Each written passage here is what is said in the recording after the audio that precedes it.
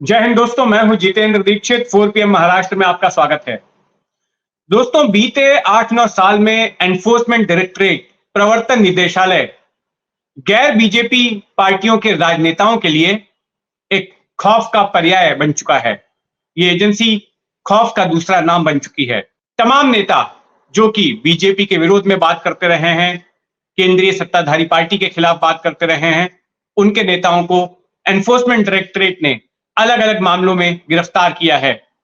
किसी के खिलाफ जांच चल रही है, किसी के यहां पर छापे मारे गए, और ऐसे कई क्षेत्रीय पार्टियां हैं जिनका बीजेपी के साथ में 36 का आंकड़ा रहा है। उन पर ईडी की खास कृपा दृष्टि रही है। लेकिन दोस्तों, ईडी वैसे देखा जाए तो एक निष्पक्ष जांच एजेंसी होनी चाहिए, जिसकी यह जिम्मेदारी है कि जो भी मनी लॉन्ड्रिंग करता हो, जो भी पैसों की गड़बड़ी करता हो, काला कारोबार चलाता हो, उस पर अंकुश कसे। लेकिन ईडी पर आरोप लगते आए हैं कि वो अपने राजनीतिक आकाओं के इशारे पर काम करती है, उनके हाथों की कठपुतली है, और सत्ताधारी पार्टी अपने विरोधियों को दबाने के लिए ईडी का बेजा इस्तेमाल करती है। इस तरह के लगातार आरोप लग रहे हैं। कई बड़े नाम ईडी ने गिरफ्तार किए, जिनका कि बीजेपी के साथ 36 का आंकड़ा रहा। संजय राउत, अनिल देशमुख, नवाब मलिक, छगन भुजबल, ऐसे और भी कई नाम हैं। अगर दूसरे राज्यों की बात करें तो और भी दूसरे नाम हैं, लेकिन ये नाम मैंने आपको महाराष्ट्र के गिनाए। लेकिन हुआ ये कि जब इनमें से कई राजनेताओं ने, जिनके खिलाफ ईडी ने नोटिस भेजे, जिनके खिलाफ कार्रवाई की, वे जब बीजेपी के साथ सरकार में शामिल हो गए तो उनके खिलाफ ईडी की कार्रवाई एक तरह से रुक गई। कोई हलचल नहीं, कोई खबर नहीं आ रही है कि ईडी ने आज इनको सम्मन किया है, आज ईडी ने इनके खिलाफ छापेमारी की है, या आज इसको गिरफ्तार किया है। अब इसी कड़ी में एक बड़ा डेवलपमेंट यह हुआ, जिसने कि ईडी की ईमानदारी पर, उसकी निष्पक्षता पर, उसकी कर्तव्य निष्ठा पर सवाल खड़ा किया। छगन भुजबल का मामला। छगन भुजबल को साल 2016 में एनफोर्समेंट डायरेक्टरेट ने गिरफ्तार किया था। उनके ऊपर आरोप था कि महाराष्ट्र सदन के निर्माण में उन्होंने गड़बड़ी की। मामला 2005 का था, जब छगन भुजबल महाराष्ट्र की कांग्रेस एनसीपी सरकार में सार्वजनिक निर्माण कार्य मंत्री थे, और उन पर आरोप यह लगा कि उन्होंने बिना टेंडर निकाले किसी कंपनी को ठेका दे दिया। उस कंपनी ने सब कॉन्ट्रैक्ट दिया ऐसी कंपनी को जो भुजबल की जो बेनामी संपत्ति थी या भुजबल से जुड़ी हुई थी, और इसके बदले में भुजबल को बड़े पैमाने पर पैसा मिला। भुजबल और उनके भतीजे समीर भुजबल को इसमें आरोपी बनाया गया। तो पहले एंटी करप्शन ब्यूरो ने मामला दर्ज किया। जब 2014 में देवेंद्र फडणवीस की सरकार आई तो महाराष्ट्र के एंटी करप्शन ब्यूरो ने मामला दर्ज किया, और उसके बाद उसी आधार पर एनफोर्समेंट डायरेक्टरेट ने भी मनी लॉन्ड्रिंग का मामला दर्ज कर लिया। 2018 में बॉम्बे हाईकोर्ट ने छगन भुजबल और समीर भुजबल को जमानत दे दी।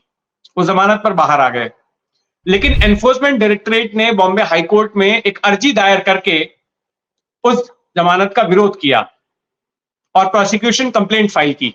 अब 2018 से हो यह रहा था कि तारीख पर तारीख पड़ रही थी, लेकिन उस मामले पर सुनवाई नहीं हुई थी। और हाल ही में, अब से कुछ हफ्तों पहले, जब मामला सुनवाई के लिए आया, तब ईडी ने कोर्ट को यह बताया कि वो जो याचिका थी उसकी फाइल ही नहीं मिल रही है छगन भुजबल के खिलाफ, वो कहीं गुम हो गई है। और फिर ईडी की ओर से कहा गया, उनके वकीलों ने कहा कि इस मामले को हम वापस ले रहे हैं, विड्रॉ कर रहे हैं। तो फिर जज ने कहा ठीक है, अब विड्रॉ कर रहे हैं तो ठीक है, मामला यहीं पर डिसमिस हो जाता है, बात खत्म हो जाती है। लेकिन इसने बड़े सवाल खड़े किए हैं। इस बीच में भुजबल, जब एनसीपी में बगावत हुई जुलाई में, तो भुजबल जो है अजीत पवार के साथ आ गए और सत्ताधारी बीजेपी के साथ जुड़ गए। तो सियासी हलकों में तो यही कहा जा रहा है कि भुजबल को बीजेपी के साथ आने का पुरस्कार मिला है और इसी वजह से उनकी इस मामले से मुक्ति हुई है। हालांकि अभी तक तकनीकी तौर पर कहें तो मामले से मुक्ति नहीं हुई है, लेकिन जो ईडी उनकी जमानत को लेकर पीछे पड़ी हुई थी कि जमानत रद्द होनी चाहिए, वहां पर उनको राहत मिल गई है। और हो सकता है आगे जाकर अगर यही ईडी का रवैया रहा तो जो है पूरी तरह से मामला खत्म हो सकता है। अब यहां पर ईडी को लेकर बड़ा सवाल खड़ा हो रहा है और मेरे जहन में 5 तरह के सवाल हैं। सबसे पहला सवाल यह है कि अगर याचिका की फाइल गुम हो गई थी तो क्या उसका कोई डिजिटल रिकॉर्ड नहीं था? कंप्यूटर में कोई फाइल वगैरह बनाकर नहीं रखी थी आपने? आज तो मोदी जी डिजिटल इंडिया की बात कर रहे हैं, तो क्या मोदी सरकार में जांच एजेंसियां जो है डिजिटल काम नहीं कर रही हैं, डिजिटल रिकॉर्ड्स मेंटेन नहीं कर रही हैं अपने अहम कागजातों का?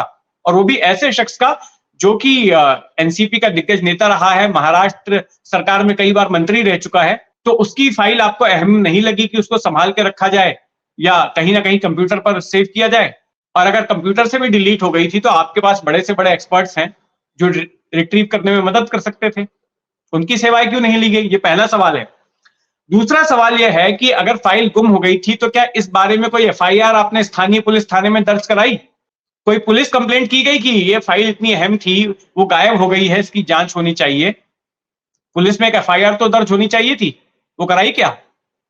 तीसरा सवाल यह है कि क्या आपने इंटरनल इंक्वायरी करवाई? एनफोर्समेंट डायरेक्टरेट ने अपने संगठन में ही इंक्वायरी करवाई कि भाई ये फाइल गुम कैसे हुई, कौन इसके पीछे जिम्मेदार है, इसको हिफाजत से रखने की जिम्मेदारी किसकी थी? क्या उसके खिलाफ ईडी ने किसी तरह की कार्रवाई की?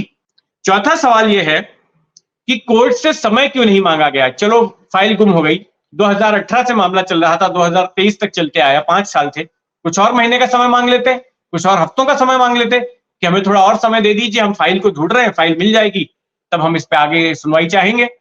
आपने समय क्यों नहीं मांगा? यहीं पर सवाल खड़ा होता है आपकी ईमानदारी पर, आपकी मंशा पर।